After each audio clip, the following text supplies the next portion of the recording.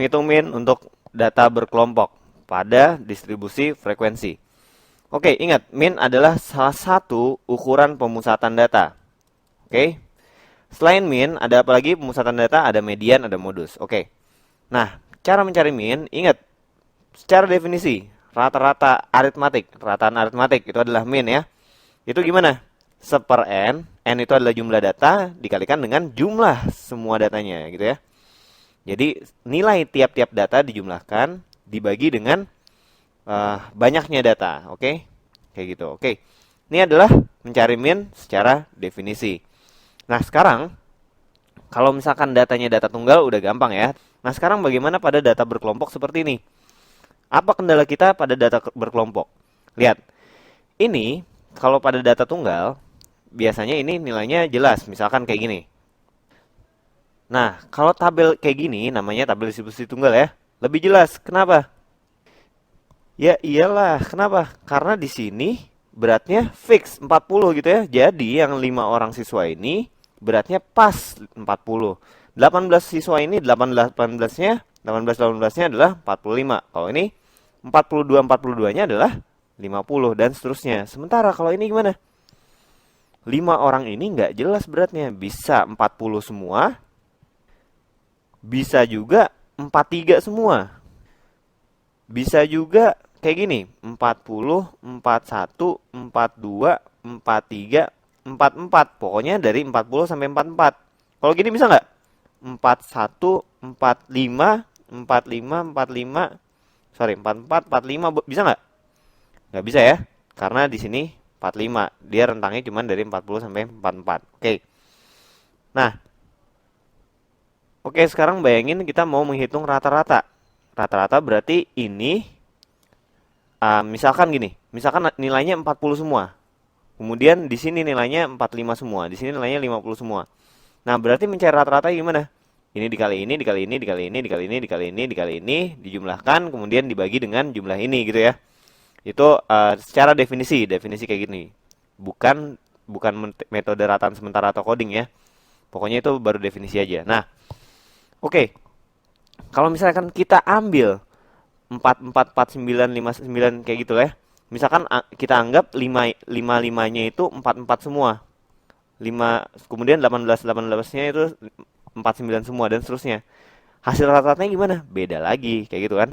Nah, karena beda-beda gitu, kita butuh asumsi dasar. Asumsi dasar yang mendasari perhitungan kita dalam menghitung min. Asumsi dasar pada data berkelompok itu apa? By the way, asumsi itu apa sih? Asumsi itu anggapan gitu ya. Jadi kita menganggap nih. Nah, anggapan. Nah, anggapannya itu apa? Anggapannya itu adalah nilai rata-rata kelima siswa ini adalah nilai tengah dari ini, dari interval kelas ini gitu ya.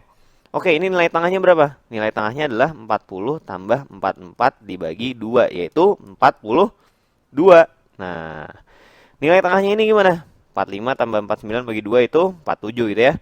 Berarti kalau kita cek nilai tengahnya di situ adalah 42, 47, 52, 57, berapa nih? 62, kemudian 67. Itu adalah nilai tengah dari masing-masing kelas. Nah, ini adalah rata-rata.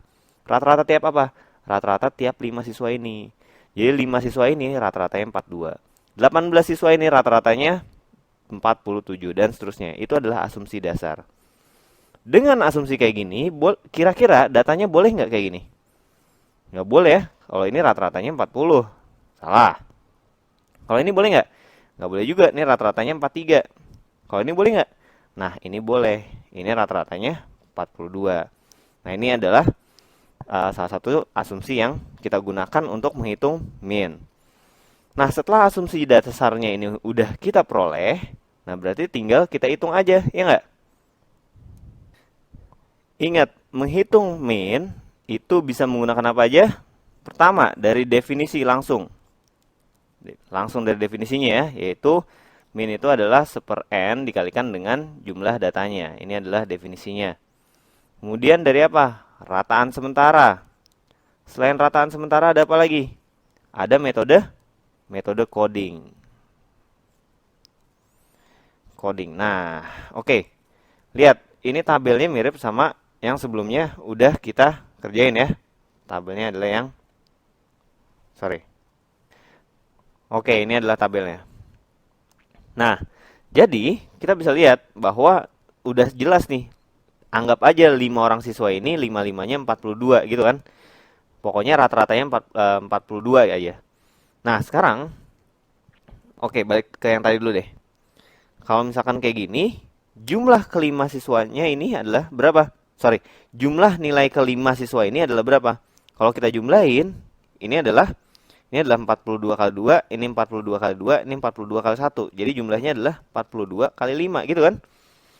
Nah, berarti kalau rata-ratanya 42, pasti dia jumlah kelima nilai siswa ini adalah 5 kali 42. Dan seterusnya, ini juga 18 kali 47 dan seterusnya.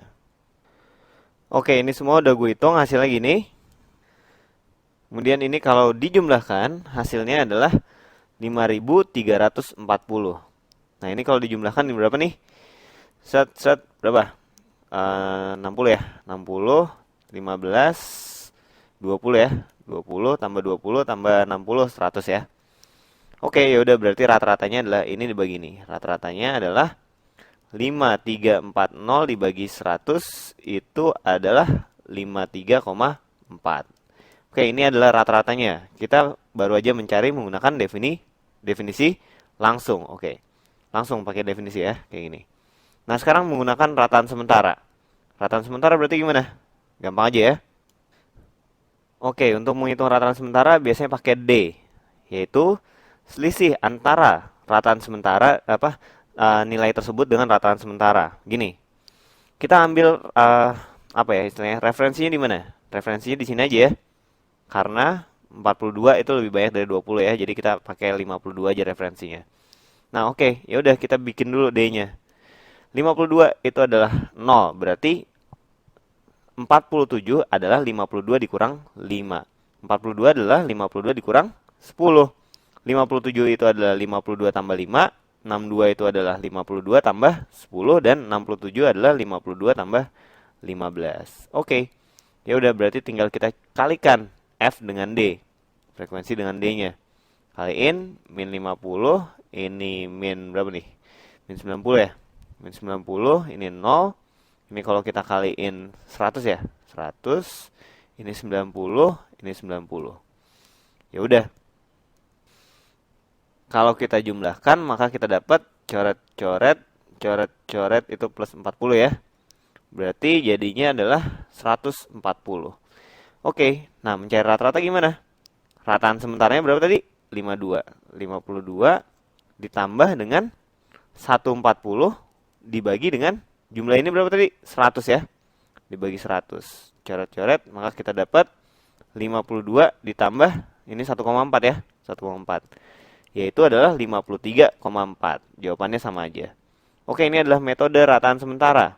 Sekarang bagaimana dengan metode coding? Nah, kalau rataan sementara, D-nya itu adalah kelipatan 5 semua. Oleh karena itu, seharusnya bisa dong kita sederhanain lagi. Gimana caranya? Ya gampang aja.